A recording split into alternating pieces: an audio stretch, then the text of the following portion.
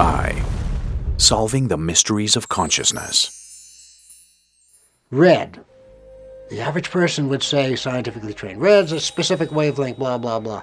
That's absolutely not true of the experience of red, because you can have an experience of red with that wavelength present. You can have it in a dream. Wake up. Are you conscious now? Is any of this even real?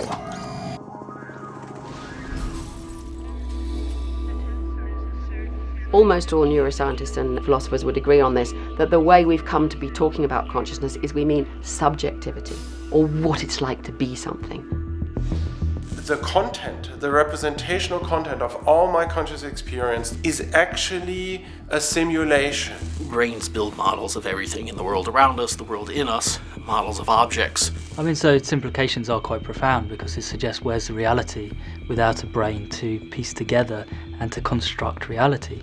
So it's saying very strongly that reality is a construction. That's all we know about the world, actually. We don't have direct access to the world. We only have access to these reconstructions, and the reconstructions are often quite sketchy. And that universe, that consciousness, and that subset of neurons in your brain is the only thing that you've ever experienced. Ever. It's not that the real world isn't out there. It is. You've seen it with your own eyes, but you've never lived there. You've never even been there for a visit.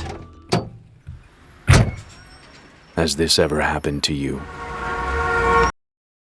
You drive someplace and realize once you get there that you have absolutely no memory of doing the driving.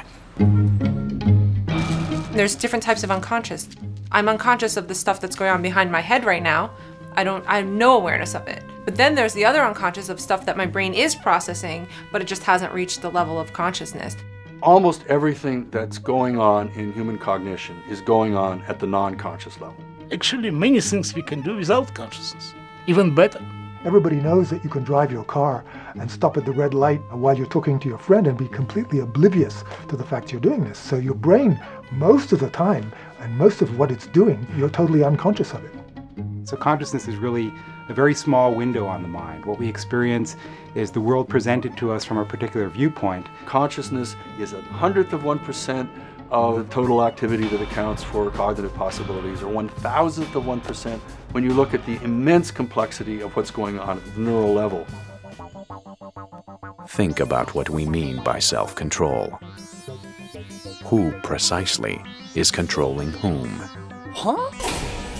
An unconscious decision, or at least a brain decision, is made about 1/3 of a second before a person is aware of making a conscious decision. The critical thing is that the brain, the activity started already before the person even knows that they want. You are your brain, but it's sort of that consciousness sort of comes after the fact. So the question was, of course, who is in control here? To my mind, that's the root of the problem of consciousness, is that we have this false idea that there's a me having a series of experiences. Our brains generate self-models where there's no little man behind them. It's a useful fiction. The self isn't a thing. Hey! Consciousness. The mind is really a bodily type of process.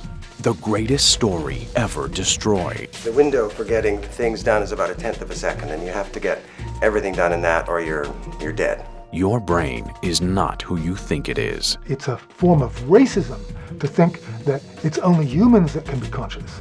People have seeing eye dogs, right? Why would you have seeing eye dogs if you thought the dog was unconscious?